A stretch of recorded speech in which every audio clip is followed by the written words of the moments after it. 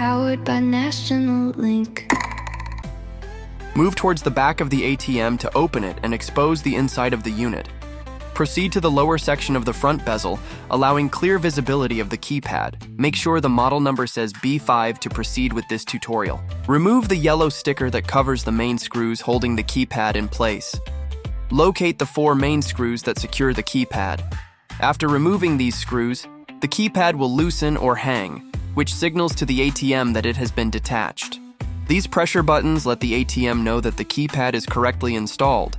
They are important for both the function and security of the machine. Make sure the buttons are fully pressed down during installation so the ATM can detect the keypad properly. Move to the top of the unit, switch off the power. Move back down to the keypad. Locate screw placements. Fit the keypad back in its slot and screw it back in. Return to the power supply and turn it back on. Once the screen displays the out-of-service error with key management indicated in the bottom right corner, the process is complete.